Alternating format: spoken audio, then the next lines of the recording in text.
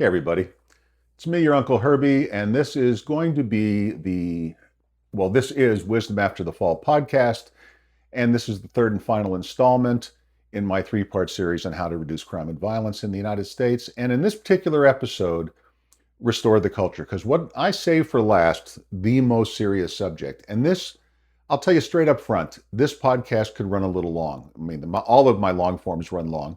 I realize the standard wisdom is don't let these things go past 20 minutes because most people have the attention span of a fruit fly. This is a serious world we live in. These are serious subjects. I'm going to have a serious yet entertaining discussion and try to hold your interest for the time that I do speak. And I speak extemporaneously, so I have absolutely no idea how long this is going to go. But I have a feeling, because there are three components to what I'm about to discuss, which is the restoration of the nuclear family, the most important thing. And with it goes the happiness of women, particularly progressive women. We'll get into that in just a little bit. Our country holding together and we're facing a lot of hard decisions, regardless of your political affiliation. And we're going to have to deal with them. We're going to have to deal with what we're going to do about Social Security in the next couple of years. We're going to have to deal with our currency, which we've overinflated. We're going to have to deal with the massive, massive government debt. We're going to have to deal with it. Those are just a few off the top of my head, but underlying this is the breakdown and the tribalization of our society that we have to address. And all of those things, in a way, can be traced causally to the breakdown of the nuclear family. Because once you lose the nuclear family, you lose the foundation to the house of every individual raised outside of a traditional nuclear family. They're left to either improvise and hopefully come out well, or in some lucky situations, maybe there's an uncle or maybe there's a grandfather to fulfill the male role. Almost always single-parent families are female-led. I realize that there are plenty of male-led single families, but they're the exception and not the rule. And speaking, just so you know, from 1981 until 1989, I was a single parent. My first wife, who has since passed away, and I'm not going to, well, I'll just tell you straight out, she died of a drug overdose. But we had divorced decades earlier, and I had gotten custody of the children, and I was a single parent for years. And I appreciate what women go through. And yet I'll be the first to tell you that I got a lot of sympathy as a man single parent that I wouldn't have gotten had I been a woman. That was obvious. When I went to single parent groups, I was a very popular guy because there was a gajillion single women and me, maybe one other guy. And anyway, I appreciate that. It's harder on women. But life is not, a television show. Life is not all rosy. And the idea that we have that there's this normal family out there that we all should be aspiring to, but we can kind of change what normal is. That we're so modern, we're so technological that we can reimagine things to make people happier and to make people more productive and to make people feel more fulfilled, and in particular women. And I think that that's failed. I think it's failed miserably. I only have to look at social media to see that there are a lot of unhappy young women, and virtually all of them come from center to left to extreme left of center. You don't see it on the right. You see videos from women on the right, certainly, but you don't see I'm unhappy and I need this and I need that and I'm going to divorce. They adhere to traditional values, and I think somewhat ironically, the women on the left never seem to make the connection that all these changes to the traditional nuclear family that have come about because of progressive legislation since the mid-1960s, we'll discuss this in a minute, has only made them miserable. The women on the center to right are very, very happy. And, they don't care that you condescended them from the left. You're not hurting them. They don't care what you think. They're going to church on Sunday. And there's still, thank God, this is the hope of America. There's still millions and millions of people, and also on the left too, that still go to church on Sunday and still have traditional nuclear families. But it's increasingly rare. And you want to pretend that, there is objective reality and there is what you want to believe. And this podcast deals only in objective reality. I am a skeptic, not a cynic, a skeptic. You can't tell me something that I'm not going to fact check and take a look at what the objective facts are before I form an opinion. The same should be true, I think, of everybody, but most people are not. And most people these days become obsessive about fringe issues, and obsession and wisdom don't go together. You know, you can't be obsessed by something and be wise about something. You know, I'll use a common example. There are a lot of people that hate Donald Trump. So you can't have a rational discussion with them, and they can't discuss any policies they may agree with, and they're going to knee-jerk react to anything because they're obsessed, and so they're unable to resource their wisdom and see where maybe there's an opportunity to work together with people on that side of the aisle and get something positive done. Instead, their obsession blocks all wisdom. And on the right, it goes the other way as well. Although, in all candor, because I understand economics, the whole socialist thing is beyond me. I really don't have much sympathy for it. But I don't want to go into that today. Let's go to what we need to do, which is the restoration of the traditional nuclear family. There are any number of studies. I will, in the notes on this podcast, I'll attach a number of well-done studies that are going to support what I'm saying. Now, studies are like assholes. Everybody has them. Everyone has one, and a lot of the times they stink. And just because a study says doesn't mean you should believe it. So I'm going to post well-sourced studies that also look at the other argument and don't cherry pick. And this is what bad studies do. They cherry pick data to prove their point. But all well-done studies virtually will tell you that one of the root causes, not correlations, causes of that make it far more likely. I believe the last time I looked, it was 8 times more likely that, for example, your child would grow up to be a criminal if they were raised in a single-parent family versus a 2-parent family. And that's objective reality. And there's, you can blame it on the male power structure and patriarchy, but it's just nonsense.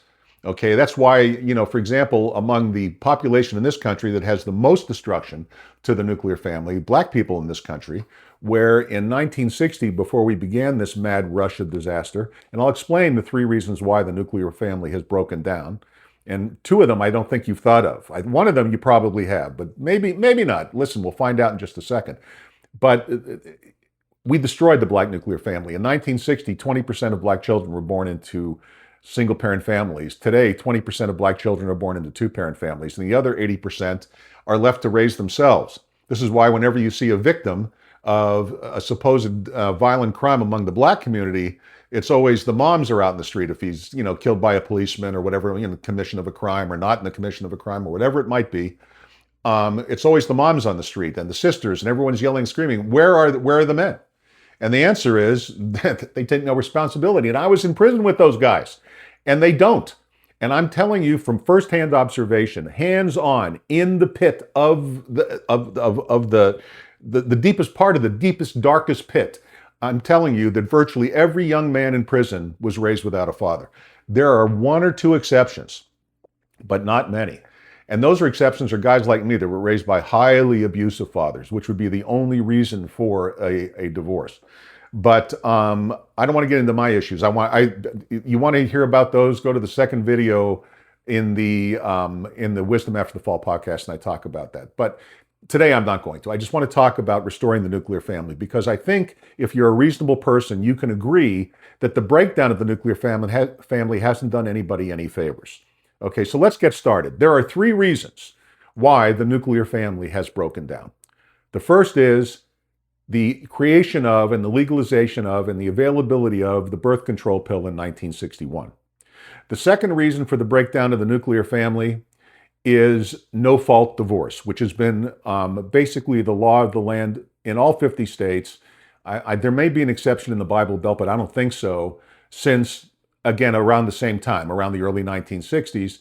And the third reason for the breakdown of the nuclear family is the creation of the welfare state itself, and in particularly aid to families with dependent children, or what we call welfare itself, the actual direct cash payments. They go to only parents who are or without partners, and they pay them more money as they have children, and somehow we didn't figure out that that was incentivizing having children without fathers. But we'll get in, that seems like a simple, superficial answer, and that's what that is too. That is too superficial an answer. So let's go back to the first reason I named, the creation of, the invention of, the legalization of, and the availability of the birth control pill in the United States since 1961. Now, when I'm going to have this discussion, I want to get a few things out of the way as prefaces. Yes, I am a boomer.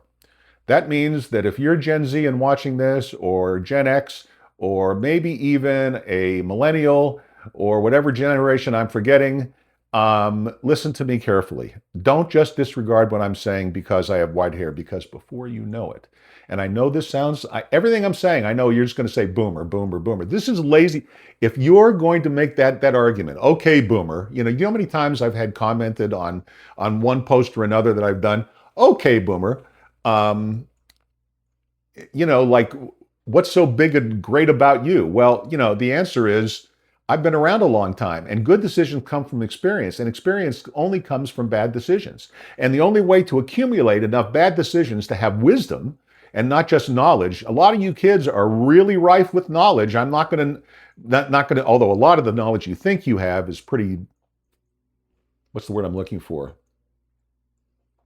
Useless, but or incorrect. But there are a lot of you that are smart and have a lot of knowledge. Just don't disregard what I'm about to say because I'm a boomer. Look, when I look out of my body and into the world, I'm the same person I was at 15 and 25 and 35 and 45 in terms of how I feel internally. Until you look in the mirror, believe me, as you get older, you're going to find this out. You're going to always be the same person you always were. People don't change as they get, they don't get dumber or smarter or anything. They just become more of whatever they were. And I was always smart, so now I've gotten smarter. And thank God, in a way, although I had to hurt so many people to get here. It's like a mixed blessing. The mistakes I've made have, I think, produced a wise person, but at the very same time, I wish I didn't have to hurt so many people to do it, or I didn't. But regrets are a fool's game, and rumination is the gateway to depression and mental illness. So let us not go there today and keep on subject. Okay, so I prefaced all this stuff, and not to write me off as boomer, because I'm going to make some statements and some broad generalizations. And whenever you make broad generalizations, by the way, no matter which ones I make or you make or anyone else makes, there are always exceptions. But the argument against what I'm going to say is not to cite an exception. You know, when you're talking broad public policy, which is what we're talking here, and what we should be doing as a nation, and I will speak to as individuals. Individuals are one thing. You can reject doing something because you're not going to have the outcome that you want in your particular situation. But for the mass of people, there are some things that are objectively true. Okay, and the first thing I'm going to say that's objectively true is that for millions of women, unhappiness, and this has been polled over and over. You don't have to believe me. There's plenty of places to source it. Young women in particular are very unhappy, and they're not getting happier. And so there's got to be something wrong. And what is that? And I think it starts with the discussion we're having now, which is the advent of the birth control in 1961, which lifted the female prerogative. Really wasn't a prerogative. It was a necessity to maintain her virginity until marriage, okay? Or at the very least, have very little sexual experience and cover up what little you had and never discuss it, because nice girls don't do that. And I know how quaint that sounds. But here's the thing, okay? Here's what's happened as a result of it. Getting the birth control pill has allowed women to experiment sexually just like men. And that can feel very liberating, I understand. I understand that in the feminist movement, the modern feminist movement, I mean, I support obviously equal pay for equal work, and I support equal access to all things for women. But at the very same time, as long as they can do it physically and mentally and so on and so forth, but emotionally, but at the very same time, I don't support a lot of radical feminist positions, and they have not made women happier by telling them to go out and have a body count, okay? On social media, you don't have to look very hard or very far on any of the social media sites to find one woman after another, universally on the left, and you can tell that because you see the same women sometimes posting or commenting or freeing Palestine or doing whatever they're doing. It's not hard. Believe me, this is objective reality. And they're unhappy. And they blame everybody but themselves. And they don't get that their behavior is what's led to their unhappiness. You are responsible for your own behavior. And sampling a lot of men is not a good thing. Now, why am I not picking on men? I'll get to that in just 1 minute. Let me just stick with women for a minute. Let me explain something to you. Well, I'm going to explain the man thing right now, as a matter of fact. I know how reductive this probably sounds, and how it's going to trigger a lot of women in particular listening to this, but men, even men who are sexually profligate and who sleep with a lot of women. And yes, a lot of boys traditionally were raised by their fathers that there are the nice girls you marry and there are basically the sluts that you fool around with. And lots of men sampled lots of sluts, whether it was in college or whether it was in the military or whether it was just out and about. And they still expect, they may not give voice to it, they may not say it out loud, but no one wants to bring a slut home to meet their mother. Okay, that's just not, it's just not the way it works. No man wants to bring home the girl he's going to marry and have to somehow talk around the fact the girl is a slut. Okay, and I'm using that word over and over. I'm going to go back to saying sexually experienced. I don't want to lose you in the word, but that's what it means. Okay, that's what the perception is. They may not say it. They may say it's great and they may give lip service to it. But, I don't know if you've noticed this, ladies, but men will lie for sex. So they're going to agree with you. They may even think they are really agreeing with you. But when push comes to shove, a lot of people, male and female, don't know what they really think until they're faced with making the actual choice. It's easy, for example, to say that you're going to be brave in battle. But the truth is, only about 20 to 30% of soldiers in combat are actually firing their weapons. That was true even of the greatest generation in World War II. The other 70% are either firing in the air to pretend to fire off the round so they don't have to answer for it later, or buried in the mud and just hiding because they're absolutely fucking terrified. As who wouldn't be? Okay, but it's easy to say you're going to be brave. In training, everybody's a hero. But when the bullets are flying and the boots hit the ground is when you find out. That's also true in life. In my own example, I went to prison because when push came to shove and I knew I was doing wrong, and even though I backed into it, there came a point where I knew I was wrong. Instead of pulling the plug and falling on my sword like a man, I failed. And I paid the price and the consequence for that. Now, in a different way, thank God, not prison, women are paying the consequence for being sexually profligate, because whether you can believe that the men you know don't think the way I'm saying or not, and they're never going to tell you the truth, but the truth objectively is when push comes to shove, they don't want to bring you home. That's why they're not marrying you. That's why you're single in your mid-30s. Also, putting off having children is incredibly stupid, but you can do that with the birth control pill as long as you want. There are no whoopses. Do you know how many whoopses turned into beloved children and started families over the years? Do you know how many children, even today, among Christian households and Orthodox Jewish households, and I'm not sure Muslim households because they're nuts, but at least those two, how many girls are getting married and the baby is born 8 months or 7 months later, and no one pays any attention to it and no one will ever say it again, but it was the whoops that really got the whole ball rolling and it ended up being a beautiful thing. Children are the reason we're here, guys. That's it. You know what the meaning of life is? Replace yourself and enjoy what little time you have left afterwards. That's it. That's it. That's what you're here for. We are one of the very few species. It's us, and I think killer whales. I don't know. There are too many others where we outlive our fertility. Females, us killer whale packs. As a side, I just learned this the other day. It's so fascinating. Orcas are often led by females who are up to 80 years old, who are 40. They stop being fertile at about 40, but they still live another 30 or 40 years, and they end up being the leader of the pack because they have wisdom without all that estrogen getting in their way. And I think that's probably true. Maybe we should pass a law that say the only women who can run for office are if you've been through menopause. No, that was a joke. That was a joke, and it was a quip, and I'm probably going to regret making it. But anyway, that's the way it goes. Either, love me or hate me, at least I'm real. All right, so we go on. Let's talk about this. Women, you're going to have to reestablish. Now, there's nothing we're going to do about the birth control pill. Let me just say I have absolutely no governmental suggestion.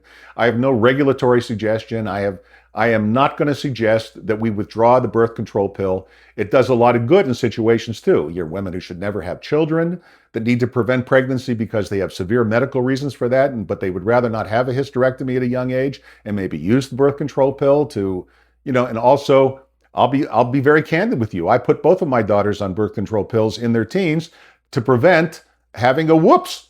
Okay, even though neither one of them was, as far as I know, who knows, fathers were always the last ones to know, but I don't think so, were sluts. At the very same time, boys can be pushing, things can happen, you can be in terrible situations. We didn't want any surprises, and it had the extra added benefit, at least in my daughter's case, of clearing up her acne, which was kind of interesting. So there's that.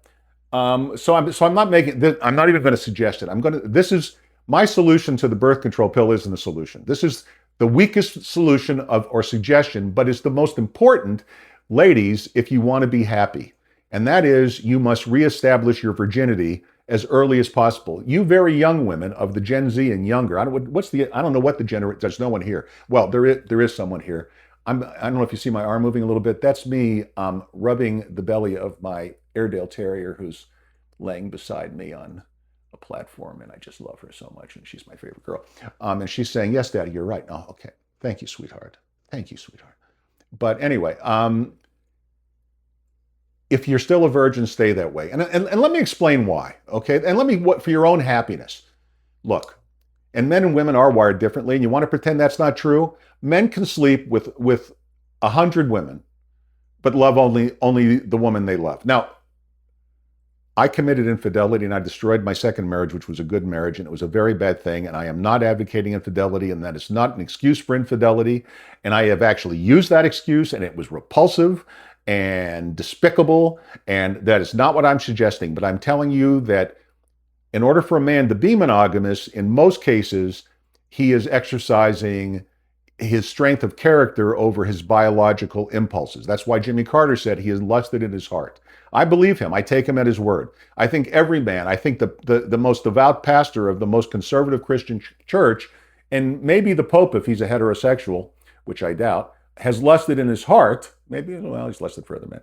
But I don't know that the Pope is gay, but I can tell you this. According to, I think it was was it Spahn? Bishop Spahn, Archbishop Spahn, he was an Episcopal bishop who was once a Catholic priest, who said the big hidden secret was, and he knew this from being among the priesthood, that somewhere in the neighborhood of 60% or more of priests are gay to begin with.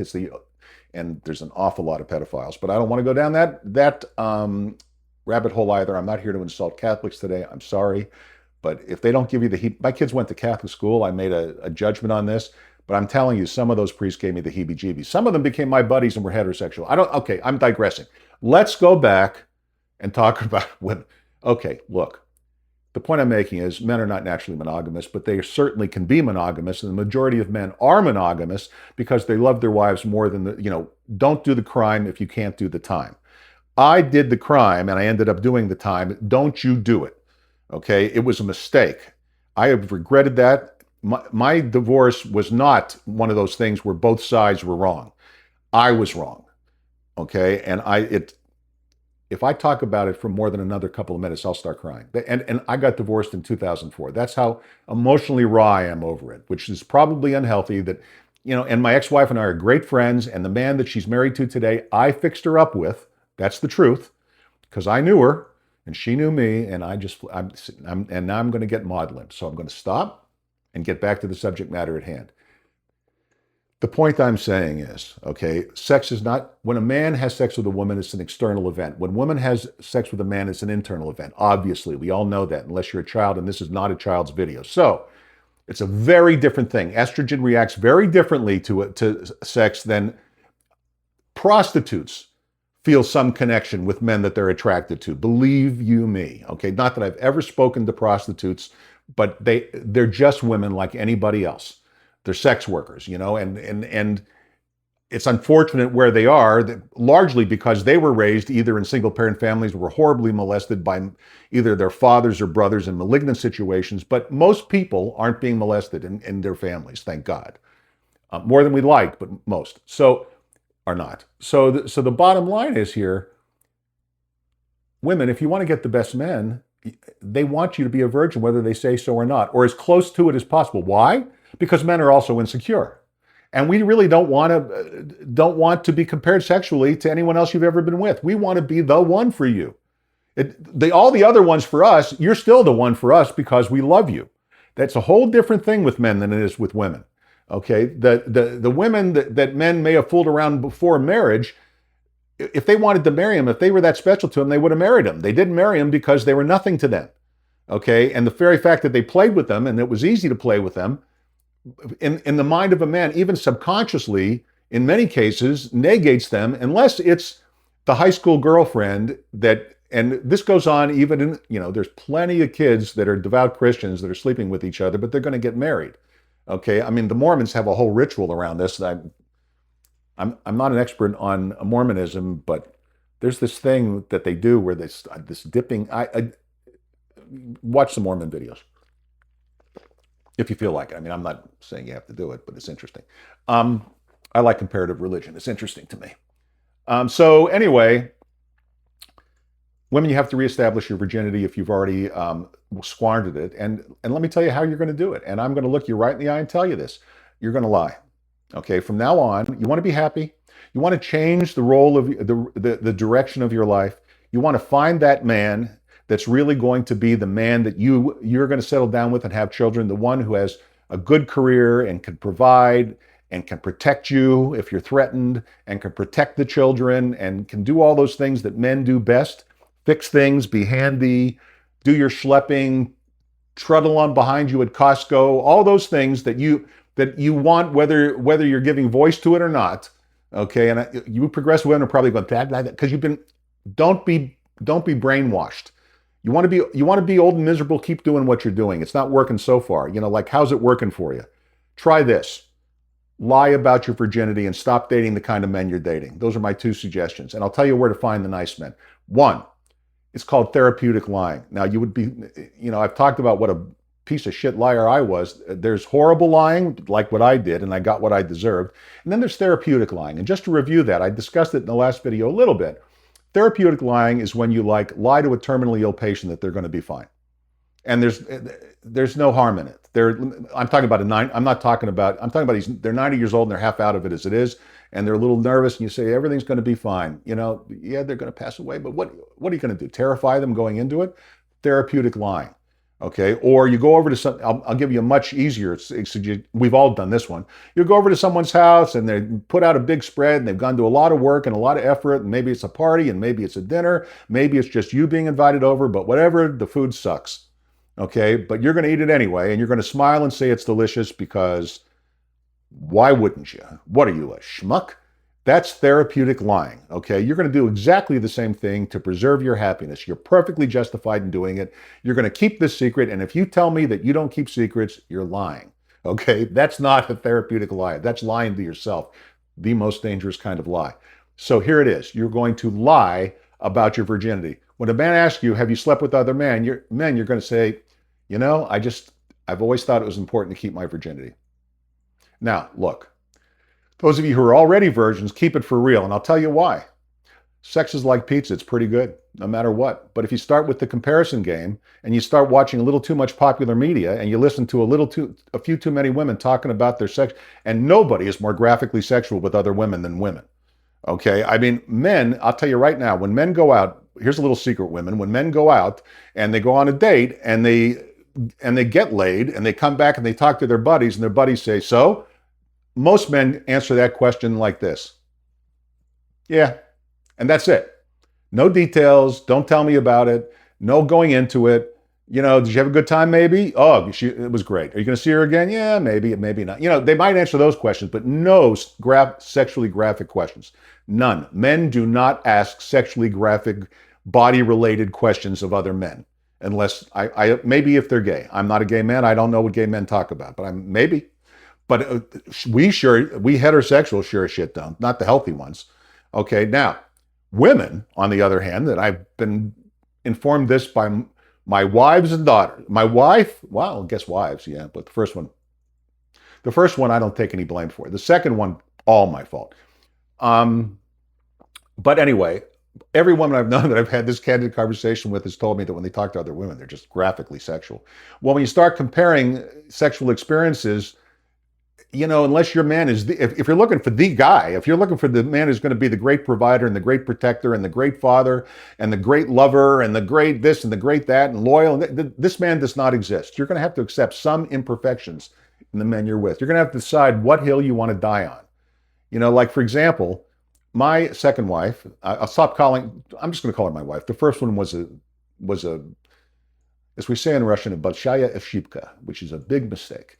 But anyway, but not really, because I got the children out of it. But at the very same, and they're delightful, and they turned out great. And my wife was a great stepmom, and we had a great blended family. And that's another discussion for another day. But we had one of the very few successful blended families ever that I managed then later to fuck up. But it lasted for a long time. Anyway, I digress. Lie about your virginity. And if you're already a virgin, stay that way because you'll be happier. Because the man that you end up with, actually better that he's had a little sexual experience, so he kind of knows what he's doing. He's going to walk you through it. You're going to have a wonderful time. Just don't be inhibited and enjoy your sex life. There's nothing better. But don't go sampling. It's all a variation on a theme, and you're going to end up being very, very, very, very, very disappointed. This movie romance shit, this ending up with the guy with the six-pack who's a PhD and provides a lot of money, this is a dream.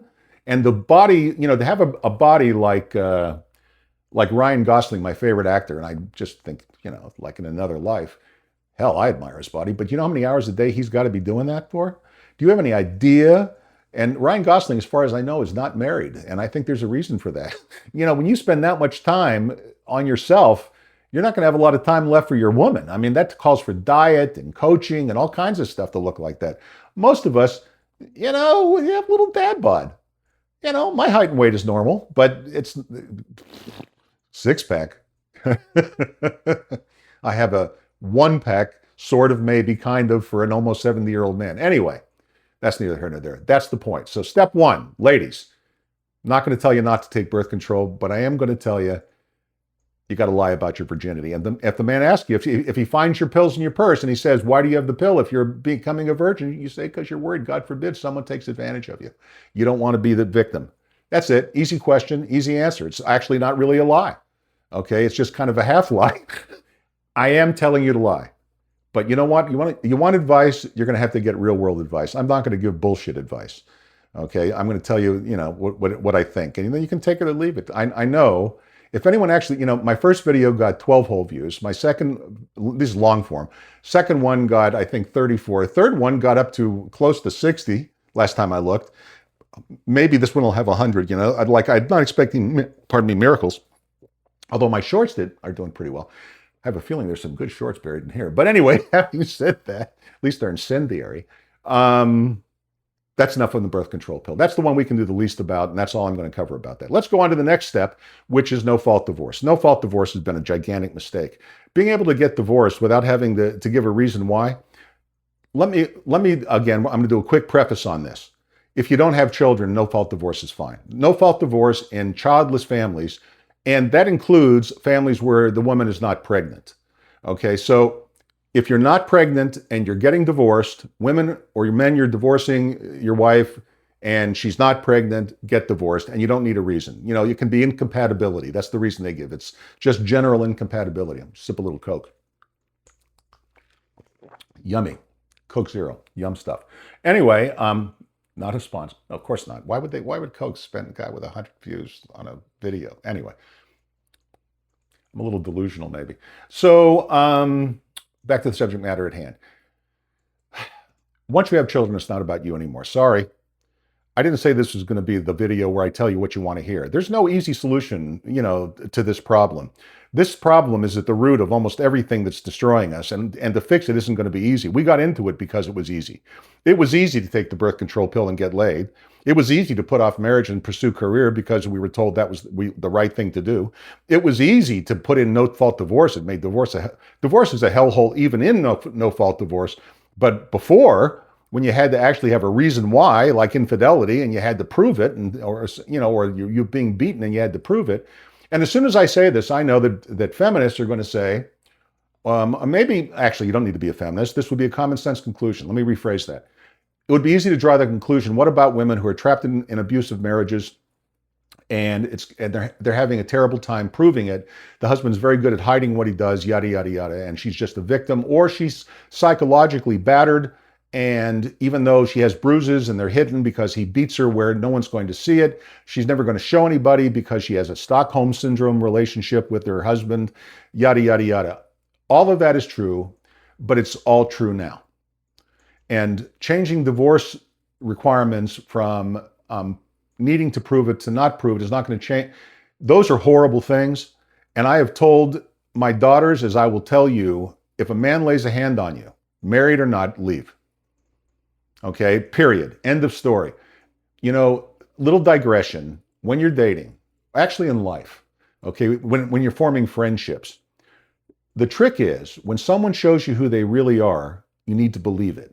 And that's where I think people really get messed up in dating. Okay, this is again the 2020 hindsight of experience and messing it up myself so many times that I really think I'm an expert at it. Okay, here's the thing.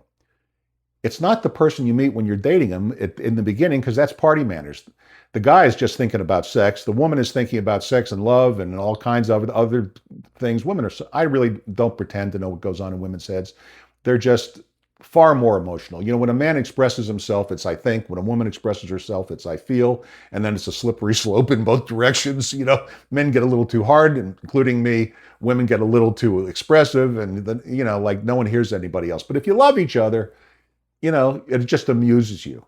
So one of the things I loved about my wife was we never had a good fight because we always ended up in laughter, because the stuff that might hook somebody else, and for me and her, we just made each other laugh. You know, it was like silly.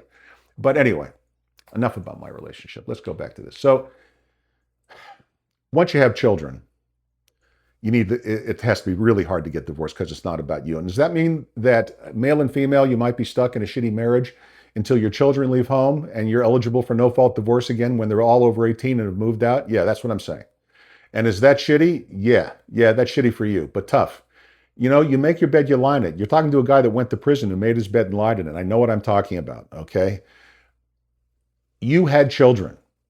Those same studies, well, not those same studies, but other credible, well-done, and there have been tons, it won't be hard for you to find them. There are plenty of studies that show even a bad marriage is better than no marriage, as long as there's no child abuse, spousal abuse, or constant denigration, okay, which is a form of abuse. If you take those out of the picture, even a shitty family, even with a dad who's committing infidelity, which I consider, there's infidelity and there's chronic infidelity. There's the infidelity of I made a mistake, which needs to be forgiven, which is a legitimate mistake, which you have to determine that on your own, whether that's true, male or female, back or forth. And then there's the chronic infidelity, which is what I was, and you get exactly what you deserve, and you do it for different. I did it because I'm a dented can when it comes to relationships. At least I was, and now I'm too old to really it's going to matter. No one's going to put up with my bullshit now, and I don't blame her. So anyway, besides, why would anyone want to be involved with a man who really, truly, in his heart of hearts, loves his wife? And even though she's married to somebody else, and it's making me maudlin again, so I'm going to stop. Because right there, I felt tears starting to form behind my eyes. Got to stop. You know, I don't pretend to be perfect. I carry my scars like everybody else, you know? What can we do? But we try to learn from these things and have to try to be objective about our own flaws. And then I'm trying to relate to you what I've learned. And what I've learned is you're not happier after divorce. The grass isn't greener. The fields don't get brighter. If you're getting divorced, either way, male to female, female to male, whoever's instigating this, or if it's mutual because you're bored with each other, whatever, and you have children, tough shit. Learn to get along. Learn to be entertained. And if that means that you're not going to ever have sex again and you're going to be in a celibate marriage, then that's what you're going to do. Okay, and you're going and you're going to put on the show for your children. You're going to be hypocrites because that's what it takes. Because the moment that you created those children, you fulfilled your purpose as a human being or creature on this planet. Every single organism on this planet is here to do one thing and one thing only: replace itself. In the case of human beings, because our babies are born helpless, it's our job to raise them and make them into some semblance of civilized human being, which is why we Homo sapiens outlasted the Neanderthals and the Cro-Magnon, because we, at least historically, could organize into large social groups and form a civilization, okay, where they could not. No, that's not a discussion I'm going to have. I'm not an anthropologist, but there's plenty to read. It's interesting. Having said that, this is what happens when you have nothing but time on your hands in prison and you read, oops, that was me knocking, one-man show, big feat. Anyway, we have to end no-fault divorce. By making divorce difficult, there'll be a lot less divorces. They'll be a lot more expensive. There won't be do-it-yourself divorces. Again, if you don't have children, all of that is fine. We can leave those laws as they are. But the moment you procreate or become pregnant, party's over. You're in it for 18 years minimum. Okay? And I'm not going to apologize for telling you, you will be happier. And I will tell you this. Once you get past the hurt and the butt hurt and all the immature reasons why you're really getting divorced and your boredom and your sexual boredom and whatever it is that's got you, really in a position where you just want to have a new spouse, you're tired of them, you don't like their smell, you don't like their sound, whatever it is, get over it. Learn to find what it is you do like, pick your spots, and you'll still be happier than if you get divorced 99 times out of 100. And again, don't start writing me comments with the exceptions. I'm happier now. And my kids are happier now. You don't know that your kids are happier now, especially if they're small. Okay? I'm speaking especially to single mothers. Okay? Listen to me. Your kids are not going to be happier if their father's not around. I don't give a shit what you've told yourself. I don't care what a pig he is to you. I don't care how stupid he is or how ignorant he is or, that he farts or whatever it might be. Okay, that you're tired. He doesn't make enough money. He's too in love with his mother, which is a terrible thing. He shouldn't be. I'm on your side on that one. But whatever it is, work on it. Okay, because once you had children, it's not about you anymore. It can be about you when they leave. Okay, now we've got 1 and 2 down. Let's go to 3. 3, which I've saved for last, is going to be the most painful for the most people, which is we have to end welfare. There's just no other way to do it. Welfare incentivized, the rules under AFDC to this day were that you have to not have a spouse and be having children out of wedlock, and then you're entitled to an allowance. And every time you have a child, the allowance gets bigger. Now, President Clinton, to his credit, and Speaker of the House Newt Gingrich at the time got together and did a very, very productive welfare reform. And actually, the welfare rolls were shrinking on their own. This was back in I want to say it was 1996-ish this happened. I could be wrong, but very close to it. And they compromised, there's a strange word. They worked together, even stranger, and they put this together, and it actually was one of the few times I can think in my life where a government reform of anything actually reformed something. And it was working. And then Barack Obama, who will go down in history as, I'll be kind and say feckless,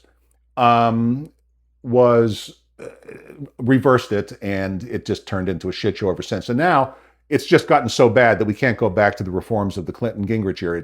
We've just way, way past that. It just has to stop. The crime has grown, the addiction has grown, the fentanyl in the communities have grown, the breakdown, the tribalism of the various groups has grown. Tribalism fed by people that are out of control, that have no boundaries. You watch these videos, for example, of Carnival cruises where suddenly, particularly black people, break into a huge brawl over nothing. Okay, why does that happen? Because nobody was raised with a father who told them to sit the fuck down, pardon my language. Okay, behave yourself. That's not the way you behave in public. It's not that there's anything wrong with black people. That would be the same if it was a big group of white people. If white people were having children out of wedlock at the same rate as black people. Okay, you know why you never see Asians break into a fight? Because Asians virtually don't do it.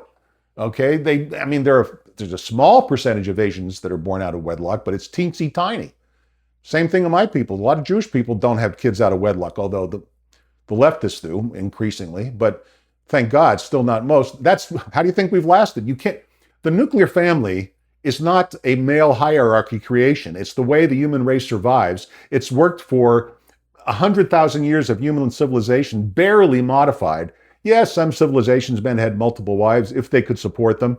Some, and so on and so forth. But that's all like tinkering on the edges. In the end, the woman had the child and nurtures the child. The man supports the woman and defends her. And anyone who thinks that makes women a second-class citizen has never been in a healthy marriage. That's all I can tell you. And if you're in an unhealthy marriage, that is not representative of what the relationship is between a man and his wife, even when the man takes primary responsibility of making most of the decisions for the household. By the way, I'm not religious. I want to make this very clear. I am an agnostic. I identify myself as a secular Jew. I'm very proud of my Judaism. I believe in the ethics of the religion. I believe in its teachings, but I don't believe in God. And I don't believe in afterlife, and I don't believe in heaven and hell, and I don't believe in Satan. So please do not ascribe to me that I'm telling you this because it works. I think religion's extremely important. The reason I don't call myself an atheist is I think atheists are just such assholes. I think they're kind of a religion unto themselves that just want to, they want to be right so bad, they have to tell everyone who's religious that they're wrong. I don't think I'm wrong, but I don't know that I'm wrong. Maybe there is a God. Maybe I'll wake up on the other side. I refuse to believe that if there is a God, he's going to punish me for an eternity for the fuck up I made for 80 years on this little rock in this enormous universe, that strikes me as bizarre. But maybe, I don't know, maybe I'll pay the price. Who knows? The answer is nobody knows. But here on the planet, we know that religion, all major religions support a nuclear family. And the nuclear family is the building block of society. And by destroying it, we created crime. We created violence. Do you know poverty doesn't cause crime? Anyone who tells you that bullshit it doesn't know what they're talking about. And you know how I know that definitively? Because here's the objective reality. In the Great Depression, crime didn't go up. In the Great Depression, the worst economic calamity in the history of the United States, massive unemployment, people in breadlines, families on the street, kids selling apples on the street corners, crime didn't budge. Why didn't crime budge? Because the white and black nuclear families and brown nuclear families were intact. Period. Okay? Why is crime out of control now? Because they're not. Why are things seemingly getting worse? But you can believe your lying eyes. They're not lying. Why are things getting worse? Why are we tribalizing? Why are we turning into this racialized, crazy society? No fathers. Okay? And I was with those guys, and they have to be made. That's why I'm not making it easy on men. Men, you marry a woman and you get her pregnant, you're going to support her. By the way, by ending welfare, one of the things that will come back and should come back is the metaphorical shotgun marriage. Whereas if you get a girl pregnant and you're a young man and you knock up your high school girlfriend, you are marrying her, my friend. Okay, I'm not going to advocate for abortion. While I am pro-choice, I am uncomfortable with abortion, and I'm not going to encourage it. I think it is murder. I'm only pro-choice because I can't see arresting little girls or their obstetricians. And if you're not going to arrest them, making something illegal seems pointless to me. But at the very same time, obviously it's a human life. So I'm uncomfortable with it. So I'm going to say that if you knock up a girl, and this is one of the good things I think has remained within the black community, is black people are, generally speaking, not going to abort a child. So if that girl gets pregnant, particularly in the most damaged community in the country, which is inarguably the black community, and secondarily the brown community to a lesser extent, but still, thank God, well, actually it's not true. It crossed over the majority. 56% of Latino babies are now born into single parent families. This has to stop. Now, in Latino families, it's going to be a lot easier because I've seen it. I lived in Nogales, Arizona for a period of time. Anyway, I have seen shotgun marriages, my friend, and they still take place in religious families where the boy and the girl are both from religious families. That's why there's so many, 8-month and 7-month that I talked about earlier. But that has to become pervasive. If you get a girl pregnant, your responsibility, we don't have to make this the law, because without welfare, it becomes a necessity. Now, how do we phase out welfare? To me, that seems fairly easy. We phase it out over 12 months. Okay, it could be 24 months. We can debate this. Let's not get caught in the weeds. But what I see is you announce it, you announce a date in the future. So let's say that, you don't announce it, you pass it in Congress. Congress passes the law that repeals welfare by some act of God miracle. They get a brain and they repeal welfare. And they say, we're going to repeal it. Let's say today is July what is today? I wear a watch without a date on it, and I still look at it for the date. Am I senile? Am I senile? Okay. Anyway, I think it's July the 17th. Well, no, it isn't. It's July the I think it's July the 20th. Anyway, I don't know. See, shows you how much I give a shit what day it is. Anyway, having said that, let's just say that we passed the law on July the 20th, but we make it effective January the 1st. So now they're going to have the rest of this year to prepare themselves, and another year while their welfare payments decline by 1/12 every month, until at the end of, in this case, 2027, welfare will have ended. Now, what should the government do to help these people? Nothing. The government does nothing well. Okay, nothing. The government should not engage in job training. The government should not put together job training programs. This is just another way to throw money down a sewer. All right. Answer me objectively in the comments, those of you watching this. Name a government program that works as well as a private alternative. Okay. In fact, let me not even engage that. Name a government program that works the way it was intended, on the budget that it was intended, anywhere near the budget it was intended, that does the good it's supposed to do, that doesn't burn up more of its. But a good example is, A private charity, if you give your money to, let's say, my personal favorite private charity is St. Jude's Children's Hospital. So let's say that you make a donation of $100 to the St. Jude's Children's Hospital. Well, if you go in, you can go into their books, and they're very public and they're very up front about that. About 98 cents of that dollar is going to actually go to help the children. Okay, in the various ways that St. Jude's does it. That's not atypical of a private charity. Typically, it's less than 10%. Very typically, it's less than 5%. And everything else goes to actually the charity. The government, a third of your money that goes into any government department goes to pay the bureaucracy. Another third is literally wasted. They have no idea where it goes just because of inefficiency. And you're lucky if a third actually reaches the people that you're trying to help. And that goes for every government department, including defense. So why would we ask them, and then asking them to do job training, a bunch of people, half of whom haven't been in the job market, 80% of whom haven't been in the job market since they pursued the sociopathic pursuit of absolute power. By the way, no, I'll get to that in a minute. I was about to do a little ad for my book, A Radical Reset, but we'll get into that in just a minute. We don't want to ask that. What'll happen? Private businesses will see this as a source of employees. There will be private companies that do it.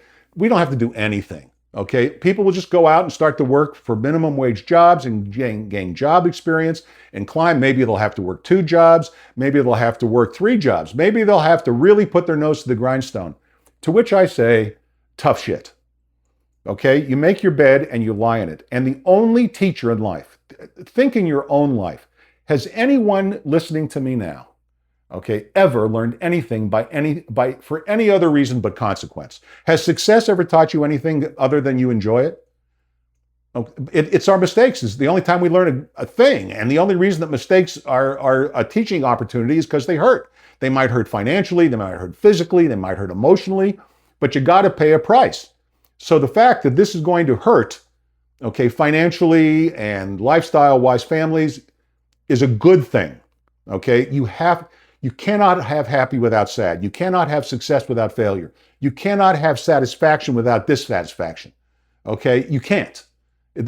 One can't exist without the other. This is another reason I'm an agnostic. The idea of heaven as a place where nothing bad happens would be mind-numbingly boring. Subject of in the original Twilight Zone, the black and white, there's a great episode about this, but it stars Burgess Meredith. You should check it out. It's awesome. But heaven would be hell, frankly.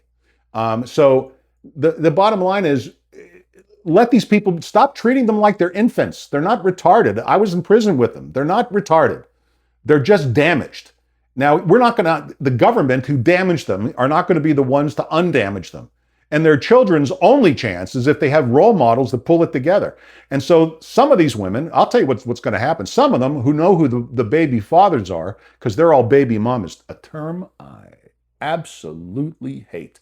I cannot tell you how much I hate the term baby mama. The most poisonous term ever, but that's what they call themselves. These baby mamas are going to find those baby daddies and make them marry them, and that's a good thing. That'll happen plenty. You did this to me, John. Now you're going to support me, That's the way it's going to work.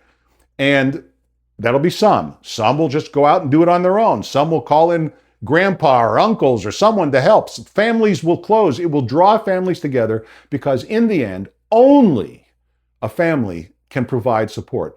And in those cases where there is no family, that's why there are churches. And what will happen is what happened in the 19th century in this country, which was the most charitable century of any country in history, believe it or not. Fact check me on that. Go ahead. This is before the government ever decided it was going to replace charity, which was an enormous mistake.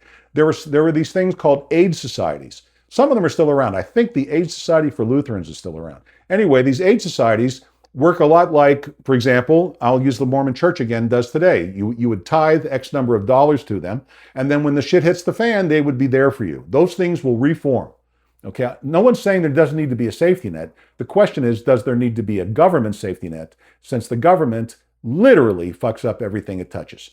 Okay, now we can debate that, and maybe there's a blended model, and because we have a federalist system and the states should have more power than the federal government, though they don't now, but they'll experiment and they'll come up with different ways to help their people ease in, but there will be no federal welfare, and no state can afford welfare by itself. So that'll be the end of it. There will be then whether it's a blue state or a red state or whatever color it happens to be, or a white state or whatever, whatever pill they're swallowing, okay, that state will innovate. And then other states will watch that state innovate, and they'll learn new things, and they'll innovate too. At the state level, it's a different story. It's a much smaller government, it's constrained, and most importantly, it can't print money. And since a state can't print money like the federal government, it cannot do nearly the damage that the federal government can do. We must slash the size of the federal government. But that's another discussion. I think I've covered the 3 reasons why the nuclear family is falling apart pretty damn well. Okay, let's talk about a radical reset and what I was talking about earlier. A radical reset is the manifesto of a system that I call anti-politism. Anti-politism is a new ism. Where did it come from? I invented it. What's it about? It's democracy, the way the Greeks practiced it originally. Now, I'm going to leave it at that. Read the book. And in the book are all the various suggested solutions that I have to these various problems, like the ones that I discussed today, along with sources, footnotes, and so on and so forth. And when I make assertions, and I talk about things in much greater depth than even though I've gone an hour now, or nearly an hour, it'll be an hour by the time I wrap up on this podcast, the book is much more informative. It cost a whopping $2.99, A Radical Reset on Amazon. No one's trying to get rich on this. And look it up under my name, Herbie K, Herby, even though I know on the little scroll that goes underneath the screen here that I've had the AI put in. It's the only AI I use in this thing is just to put in that little scroll. It spells Herbie with an IE because everyone else does, but it's Herbie with a Y. A Radical Reset by Herbie K. Great book. And also, if you decide you want to support this podcast with just a small monthly commitment that you can uncommit anytime you want to, like, I think it's $9, I will send you, maybe it was even $5. I forget what I set up, but it said Patreon and Buy Me a Coffee, links down below. And in those, you will get a free copy of A Radical Reset when you decide to become a patron or supporter of the podcast, which I hope you do. My dream is not to get wealthy. My dream is simply to not need to do medical. I do medical transport to make ends meet of the very people I was in prison with as they go to their methadone each morning, which honestly I find a little depressing. But anyway, that's neither here nor there. I hope you enjoyed the podcast. I enjoyed talking to you. I hope you don't think I'm an animal. I hope that you women out there didn't just stop listening to me because I am such a boomer or whatever you might think, or whatever. I use terms like chauvinist, but even that's a boomer term. Whatever. I'm not a misogynist. I love women. I love my daughters. I don't date because I don't want to inflict myself on them for whatever it's worth. Anyway, like, subscribe, share, all that stuff. I don't ever have that stuff pop up in the podcast because I think it's almost insulting. And, that's it. Have a beautiful day. Thanks for listening, and I'll catch you on the next one. Bye-bye.